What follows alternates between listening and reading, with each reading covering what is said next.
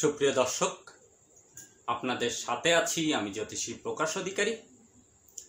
আজ আপনাদের জন্য যে অনুষ্ঠানটির আয়োজন করেছি তার শিরোনাম সবাই আপনার বশীভূত হবে হাতে এই রেখা থাকলে, বশীকরণ, প্রত্যক্ষ দর্শন বা ভায়া ল্যাসিভার।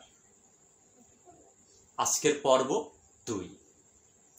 দর্শক, ভিডিওটি শুরু করবার পূর্বে আপনাদের কাছে আমার ছোট্ট একটি অনুরোধ, যারা আমার চ্যানেলটিতে নতুন, এখনো সাবস্ক্রাইব করেননি, তারা অনুগ্রহপূর্বক আমার চ্যানেলটি সাবস্ক্রাইব করুন এবং পাশে রাখার বেলটি প্রেস করে অল সিলেক্ট করে পরের ভিডিওর নোটিফিকেশন পেতে আমার সাথেই থাকুন।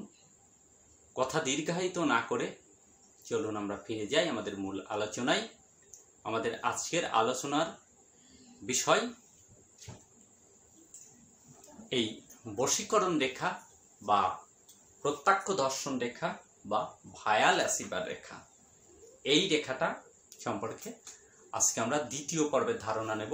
প্রথম পর্বে আমরা বিস্তারিত আলোচনা করেছি, যেহেতু এই ভায়া ল্যাসিভার বা প্রত্যক্ষ দর্শন রেখাটি অত্যন্ত গুরুত্বপূর্ণ এবং দীর্ঘ আলোচনা, তাই দুটো পর্বে বিভক্ত করে নিয়েছি। প্রথম পর্বের আলোচনা যারা দেখেননি তারা প্রথম পর্বটা দেখে নিতে পারেন।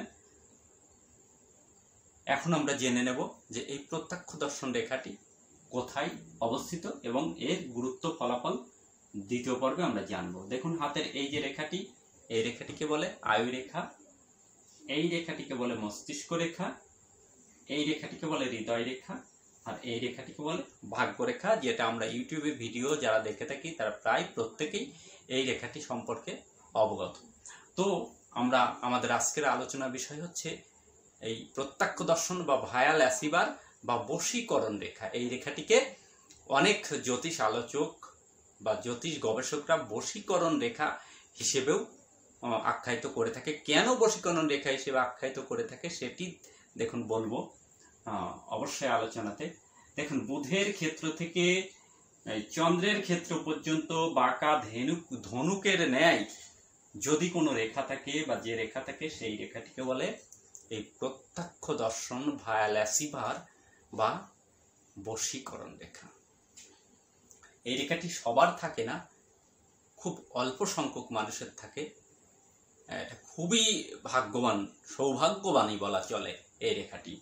দেখুন, এটি কেন বশীকরণ রেখা বলা হয় সেটি নিয়ে একটু আলোচনা করি। এই রেখাটি যাদের থাকে মূলত তারা আধ্যাত্মিক মার্গে, অর্থাৎ ইহজগতিক নয়, পরজগতের, অর্থাৎ ইহজগতিক অর্থাৎ এই জগতে আমাদের যে ধন সম্পদ, শিক্ষা দীক্ষা, জ্ঞান গরিমা, এটাকে বলে ইহজগতিক সম্পদ। আর পরলৌকিক সম্পদ বা যেটাকে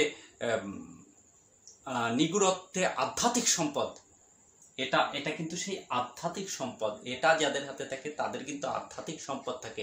এরা সাধন ভজনের বেশ উচ্চ মার্গে অবস্থান করে। এদের দেখবেন যে নানা উচ্চ মার্গে এদের সাধন ভজন হয়ে থাকে এবং উচ্চ মার্গে সাধন ভজনের বেশ ইচ্ছা, জ্ঞান লাভের ইচ্ছা এদের প্রবল থাকে। এরা সাধারণ মানুষের চেয়ে একটু ভিন্ন ধাঁচের হয়। গুপ্ত বিদ্যা, যেমন তন্ত্র সাধনা,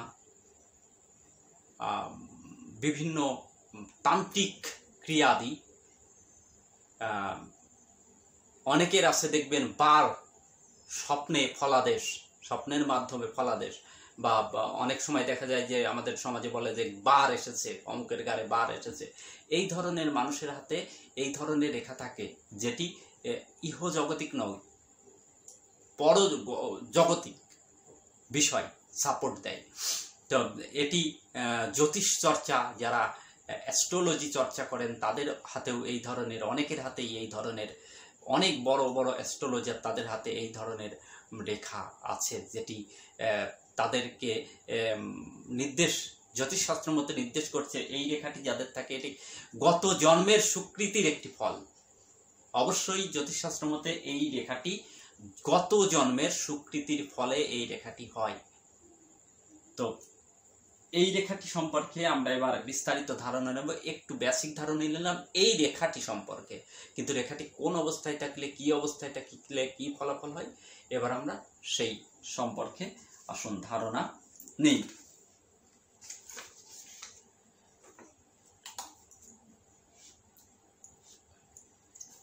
এই রেখাটি যদি এইভাবে ভাঙ্গা ভাঙ্গা কাটা কাটা বা খণ্ড খণ্ড ভাবে ওঠে, অনেকের আবার এইভাবেও দেখছি, এইভাবেও এই রেখাটি এইভাবে উঠতে দেখা যায়, এই যে এইভাবেও থাকে, অনেকভাবেই থাকতে পারে, খণ্ড খণ্ড ভাবে বা ভাঙ্গা ভাঙ্গা কাটা কাটা ভাবে যদি এই রেখাটি থাকে, তাহলে এই রেখাটি কি ফল দেয়, কেমন ধরনের ফল দেয়। দেখুন, আমি আলোচনার মধ্যে পূর্বেই বলেছি যে এই রেখাটি কিন্তু গত জন্মের সুকৃতির ফলে হাতে পাওয়া সম্ভব। যেমন আমি গত পর্বে বলেছি যে এই রেখাটি যদি দুটো হাতেই থাকে, তাহলে পূর্বপুরুষ বা পুরুষানুক্রমে তারা এই গুপ্ত সাধনা, তন্ত্র সাধনা, জ্যোতিষ চর্চা পেয়ে থাকে। এবং আমি কিন্তু এবং এই রেখাটি দুই হাতেই যাদের থাকে, তারা খুব সৎ, নিষ্ঠা ইত্যাদির সহিত এই সাধনাকে কাজে লাগায়, মানুষের উপকারে, মানুষের কল্যাণে এরা কিন্তু এই সাধনাকে কাজে লাগিয়ে থাকে। এবং এদের একটি হাতে নয়, আমি কিন্তু দুটো হাতের কথা বলছি। এই যাদের দুটো হাতেই থাকে, এরা কিন্তু মানে অত্যন্ত কোমল হৃদয়, মানুষের কষ্টে দুঃখে কিন্তু বিগলিত হয়, এবং এরা বংশ পরম্পরায় এই জ্ঞান লব্ধ হয়। দেখুন, আমি দেখিয়েছিলাম আমার নিজেরও কিন্তু দুটো হাতেই এই রেখাটি রয়েছে, গত পর্বে দেখিয়েছিলাম দুটো হাতেই এই রেখাটি রয়েছে, যেটা আমি এই জ্যোতিষ সাধনার যে বিষয়টি নিয়ে আলোচনা করছি, এটার কিন্তু আমি দ্বিতীয় প্রজন্ম। তো এরকম অসংখ্য অ্যাস্ট্রোলজারের, অনেক অ্যাস্ট্রোলজারদের হাতে দুই হাতেই আছে, যারা বংশ পরম্পরায় প্রাপ্ত লব্ধ জ্ঞান মানুষের উপকারে, মানুষের কল্যাণে, মানুষের মঙ্গলে বিলিয়ে দিচ্ছে। তো এই যেটা বলছি, এটা গত জন্মের সুকৃতি ফলে এই রেখাটি সে প্রাপ্ত হয়েছে, কিন্তু এই জন্মের কিছু অশুভ কাজ, কিছু দুষ্কৃতিমূলক কাজ, কিছু লোভনীয় কাজের দরুন সে তার এই গুপ্ত সাধনা, এই তন্ত্র সাধনা, এই জ্যোতিষ চর্চা ইত্যাদিতে কিন্তু এই জ্ঞানটাকে খর্ব করতে শুরু করেছে, এই জ্ঞানটা খর্ব হতে, কমতে শুরু হয়েছে, এটি বোঝায়। এই খণ্ড খণ্ড রেখা থাকলে এমনটি বোঝায়।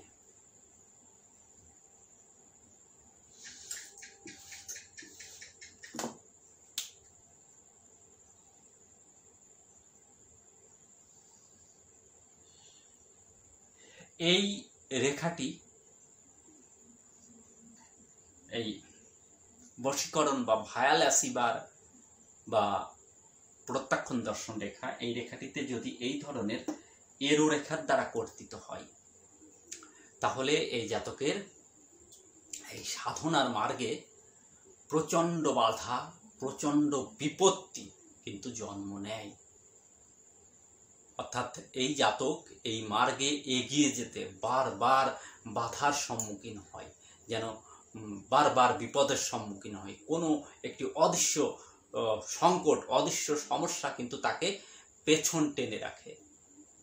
অর্থাৎ একটি সমস্যা যাবে, আর একটি সমস্যা এসে উপনীত হবে। তার সাধন মার্গে যেন সাধনাটা পরিপূর্ণরূপে পক্ক হতে দিচ্ছে না বা পক্ক হতে দেয় না, এই ধরনের বিপত্তি তার সামনে বারবার উপনীত হয়।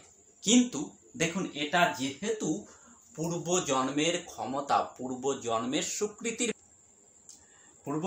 সুকৃতির ফলে যেহেতু এই রেখাটি হাতে আসে, সেহেতু এ তো তার কাজ দেবেই, তার ক্রিয়া তো দেখাবেই। দেখুন, আগুন যদি ম্যাচের মধ্যে থাকে, বারুদের মধ্যে থাকে, তাহলে আগুন সুপ্ত অবস্থায় থাকে। তো এই রেখাগুলো যখন জাতকের মধ্যে আসবে, বারবার বিপদ বিপত্তি আসবে, তখন তার জ্ঞানকে সুপ্ত অবস্থায় অর্থাৎ জাগ্রত হতে দেবে না সহসাই। কিন্তু এই যেমন ম্যাচটাকে যখনই খোলের সঙ্গে ঘর্ষণ দিবেন, ম্যাচের কাঠিটাকে, বারুদটাকে, তারপর কিন্তু সে দাও দাও করে জ্বলে উঠবে।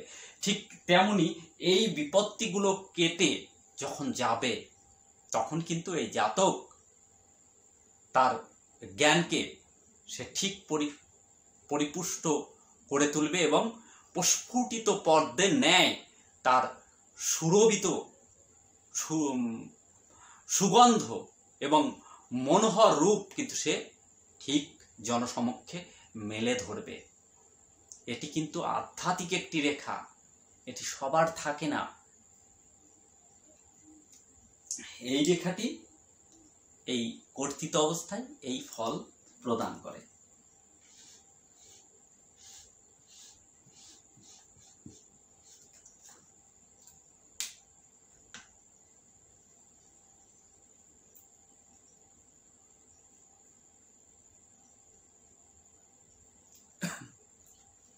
এই প্রত্যক্ষ দর্শন রেখা বা ভায়ালাসিবার বা বশীকরণ রেখা, যেটাই বলুন না কেন, এই রেখার উপরে যদি একটি তিল চিহ্ন থাকে, কোনরূপ কালো স্পট থাকে, তাহলে এই জাতকের এই আধ্যাত্মিক জগতে পদার্পণের ক্ষেত্রে প্রচণ্ডভাবে কলঙ্ক নেমে আসে, প্রচণ্ডভাবে দুর্নামগ্রস্ত হয়। দেখবেন এমনটি কিন্তু সমাজে লক্ষ্য করা যায় যে একজন বড় একজন সন্ন্যাসী, বড় একজন সাধু বা বড় একজন জ্ঞানী লোক হতে পারেন, একজন অ্যাস্ট্রোলজারকেও জ্ঞানী বলা হয়, জ্যোতিষীয় জ্ঞানী। তো এই ধরনের উন্নত মার্গে যারা অবস্থান করছেন, সাধন ভজন তান্ত্রিকতা এইসব স্থানে যারা এইসব মার্গের বড় স্থানে অবস্থান করছেন, কিন্তু অনেক সময় এই সমস্ত লোকেরও কিন্তু হঠাৎ করে কলঙ্ক রটে যায়, দুর্নাম রটে যায়। তো এই রেখাটি যদি কারোর থাকে, এই স্পট বা কালো তিল, তাহলে কিন্তু এই জাতকের অবশ্যই সতর্ক থাকা উচিত, কারণ তাদের কিন্তু দুর্নাম আসতে পারে। এটা দৈব ঘটনা, দৈবক্রমে, তাই তাদের অ্যালার্ট থাকা উচিত। কিন্তু দেখুন, এটা তো আধ্যাত্মিক রেখা, এটা এই কালো মেঘ কিন্তু একদিন সরে যায়, এদের জীবন থেকেও সরে যায়। মানুষ কিন্তু সেটা বুঝতে পারে, মানুষ কিন্তু তখন সেই ভুলটা বুঝতে পারে যে এই পণ্ডিত বা এই জ্যোতিষী বা এই উচ্চ মার্গের একজন তান্ত্রিক, একজন সন্ন্যাসী, তার বিরুদ্ধে এটা অন্যায় করা হয়েছে বা মিথ্যা কলঙ্ক রটানো হয়েছে। একসময় এই কালো মেঘের পর্দা যখন সরে যায়, তখন এটিও কিন্তু আবার উন্মোচিত হয়ে আসে। তো এই রেখাটি থাকলে তাদের একটু সতর্ক থাকতে হয়, মিথ্যা কলঙ্ক দুর্নাম তাদের জীবনে আসতে পারে।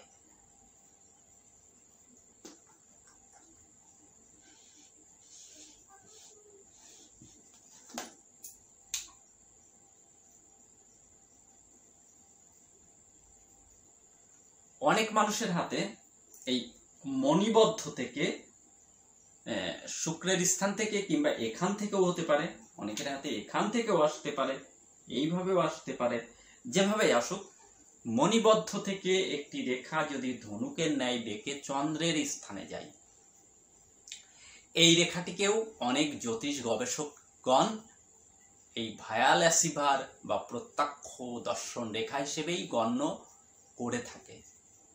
কিন্তু এই রেখাটির মতো আধ্যাত্মিক শক্তি সম্পন্ন নয়। এই রেখাটি যেমন তন্ত্র মন্ত্র, যাগযজ্ঞ, উন্নত স্তর আধ্যাত্মিকতা, জ্যোতিষচর্চা, এটি দিয়ে থাকে, এটি কিন্তু সেটা দেয় না। এই রেখাটি থাকলে বিদেশ সংক্রান্ত বিষয়, বিদেশে ভ্রমণ, বিদেশে দীর্ঘদিন বাস এবং বিদেশে প্রচুর অর্থ আয়ের যোগ তৈরি করে, বিদেশ থেকে প্রচুর অর্থ ইনকাম করতে পারে এই জাতক বা জাতিকাগণ।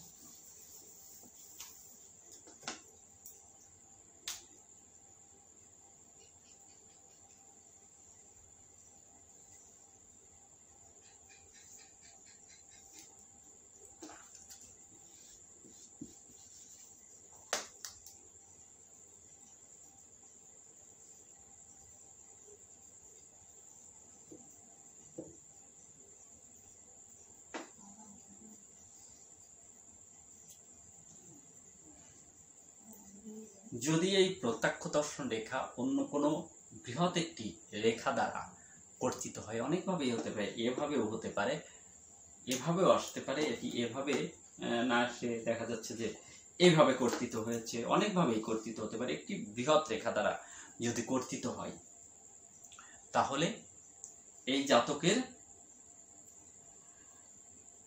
মধ্যে এই আধ্যাত্মিকতা, এই বশীকরণ সম্মোহনীর কারণে, কারণ এরা তো মানুষের ভবিষ্যৎ বলতে সক্ষম হয়। এই রেখাটি যাদের থাকে এরা অনেকাংশে মানুষের, দেখুন দ্বিতীয় পর্বে আমি আরো বৃহৎ আলোচনা করেছি, সেটি আর এই পর্বে আনবো না। এরা মানুষের কিন্তু ভবিষ্যৎ বলতে অনেকটাই সক্ষম হয়। তাই এই যে একটি প্রগাঢ় জ্ঞান, এই জ্ঞানের দরুন কিন্তু মানুষের কাছে একটি বিশাল বিশ্বস্ততা, বিশাল সম্মানের অধিকারী তারা হয়ে যায়। তো এই রেখাটি যাদের থাকবে, এই রেখাটির উপরে এই ধরনের ক্রস, তারা কিন্তু এই খ্যাতি, এই ভালোবাসা, এই শ্রদ্ধা, এই সুনামের কে পুঁজি করে কিছু অশুভ পথে অর্থাৎ কুপথেও পরিচালিত হতে পারে। অর্থলোভ কিংবা অন্য কোনো লোভ কিন্তু এই জাতকের মধ্যে দানা বাঁধে এবং সে কুপথে পরিচালিত হয়। কুপথে পরিচালিত হবার পর একটা সময় আছে, তখন যখন ঝড় কেটে যায়, ঝড় চলে যায়, তখন কিন্তু এটি আধ্যাত্মিক রেখা, এটির কিন্তু বিশাল ক্ষমতা। তাই ঝড় চলে যাবার পর কিন্তু তার শুভবুদ্ধির আবার উদয় হয়। অর্থাৎ ঝড় যাবার পর যেমন নতুন করে সূর্য উদিত হয় আকাশে মেঘ সরে গেলে, তেমনি এই বিষয়টা যখন সে বুঝতে পারে, তার হৃদয় থেকে যখন সে কুলসতাকে দূর করে ফেলতে পারে, তখন সে আবার কিন্তু বুঝতে পারে যে সে ভুল করেছে, অন্যায় করেছে, এবং সে তখন সারা জীবন সৎ পথে এই জ্ঞানকে বিলিত করে এবং এই জ্ঞানের দ্বারা মানুষের মঙ্গল সাধিত করে।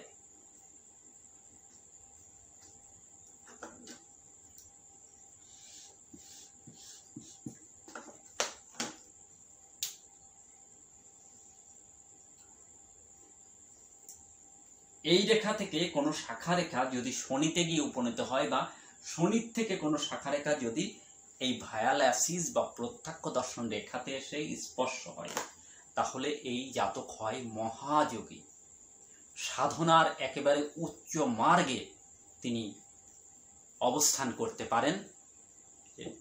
তিনি এমনকি তিনি গৃহত্যাগী সন্ন্যাসী এবং সাধনার সর্ব উচ্চ মার্গে তিনি পৌঁছাতে সক্ষম হন।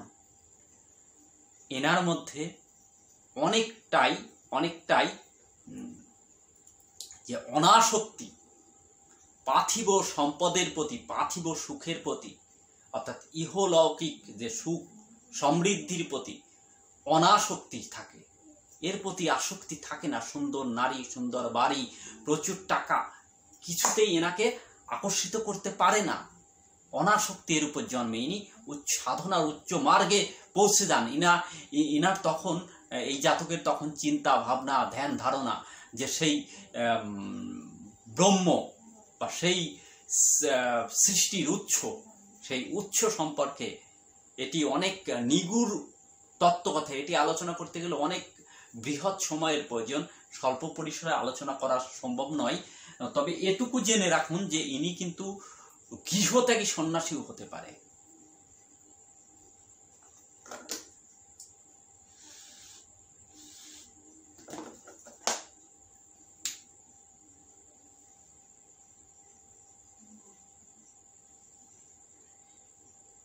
এই রেখাটি যখন মস্তিষ্ক রেখার দ্বারা কাটবে, এই রেখাটি যখন মস্তিষ্ক রেখার দ্বারা কাটবে এইভাবে, তখন কিন্তু এই জাতকের মস্তিষ্ক কিন্তু পরিচালিত হবে এই রেখার দ্বারা, অর্থাৎ অপার্থিব বিষয়ে তার মস্তিষ্ক পরিচালিত হবে।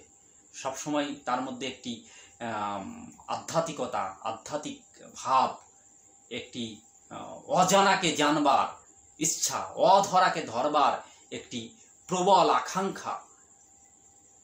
যদি ইনি জ্যোতিষী হন তাহলে ওনার থাকবে যে উনি আরো আরো আরো বিষয়, আরো যে জ্যোতিষের যে একদম শিকড়, সেই শিকড়টা জানবার যে কৌতূহল, এটা কিন্তু তার মধ্যে থাকবে। ইনি হতে পারেন একজন শ্রেষ্ঠ জ্যোতিষ গবেষক। জ্যোতিষ গবেষণায় কিন্তু ইনি নিজেকে লিপ্ত করতে পারেন।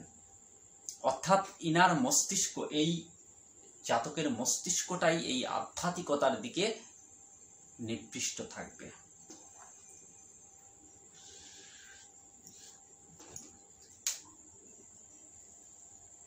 দেখুন, আবার এই রেখাটি যদি হৃদয় রেখার দ্বারা পরিচালিত হয় তাহলে এই জাতকের প্রেম, প্রীতি, ভালোবাসা, স্নেহ, মমতা। দেখুন, হৃদয় রেখা তো প্রেম, প্রীতি, ভালোবাসা, স্নেহ, মমতার আধার। তো এই রেখাটি যখন প্রেম, প্রীতি, ভালোবাসা দ্বারা কর্তিত হবে, তখন তার প্রেম, ভালোবাসা, প্রীতি সম্পূর্ণ কিছু কিন্তু এই আধ্যাত্মিকের দিকে পরিচালিত হবে। অর্থাৎ ঈশ্বর প্রীতি, ঈশ্বরের প্রতি ভালোবাসা, সৃষ্টির যে নির্বিশেষ ব্রহ্মর প্রতি যে ভালোবাসা, তান্ত্রিকতার প্রতি যে ভালোবাসা, জ্যোতিষের প্রতি যে ভালোবাসা, এই ধরনের ভালোবাসা কিন্তু পরিচালিত, ভালোবাসার যে হৃদয় কিন্তু পরিচালিত হবে এই আধ্যাত্মিকতার দিকে। দর্শক, আমার অনুষ্ঠানটি যদি আপনাদের ভালো লাগে তাহলে অবশ্যই আমাকে একটি লাইক প্রদান করবেন। আপনাদের একটি লাইক আমাকে ভিতর থেকে অনুপ্রাণিত করে আরো ভালো ভালো বিষয় নির্ভর, বিষয়বস্তু নির্ভর ভিডিও উপস্থাপন করবার জন্য। এতক্ষণ সাথে থাকার জন্য আপনাদের অসংখ্য ধন্যবাদ। দেখা হবে পরের কোনো এপিসোডে। ততক্ষণ ভালো থাকুন, সুস্থ থাকুন এবং শান্তিতে থাকুন, এই শুভকামনা ব্যক্ত করে আজকের মতো এখানেই বিদায়।